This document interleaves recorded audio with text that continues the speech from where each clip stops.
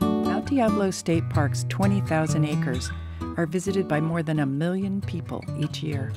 So why do they come? What do people like to do here? Former ranger Carl Nielsen explains. Probably the most popular thing that people do is drive to the top and check out the view. And the view up here can be very impressive on a clear day. And I recommend coming up after a winter storm.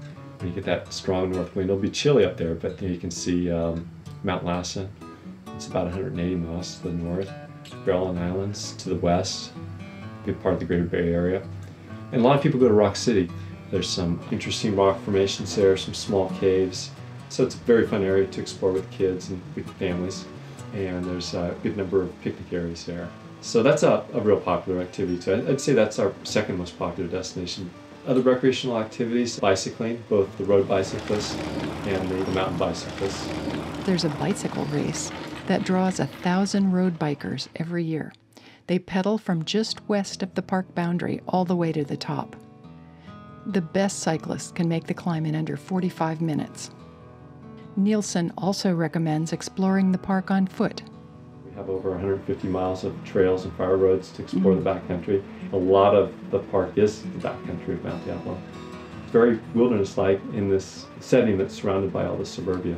Horseback riding, that's another popular activity. I mean, we get rock climbers over at Boy Scout Rocks and over at Castle Rock. Oh, we get hang gliders and paragliders. Now, not too many people actually participate in that activity, but we get a lot of spectators. We have a dedicated group that runs the trails. Some of these folks are training for the Western States 100-miler.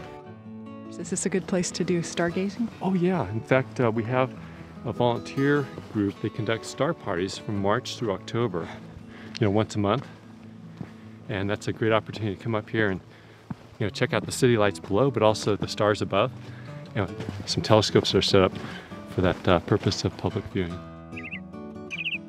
I'd say spring is our most popular season here. A lot has to do with the wildflowers that come out and just the greenery. And days up here in the spring are quite mild.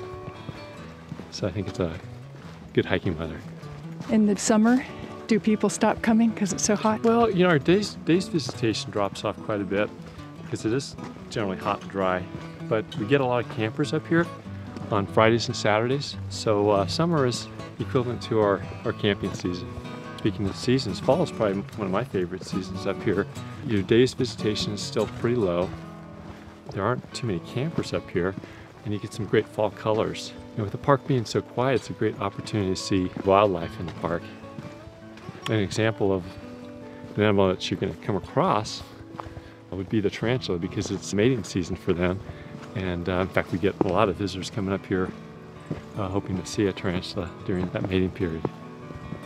So there's wildflowers in the spring, camping in the summer, tarantulas and colorful leaves in the fall, and great views and snow in the winter. Yeah, so it's a park you can visit throughout the year, all 4 seasons.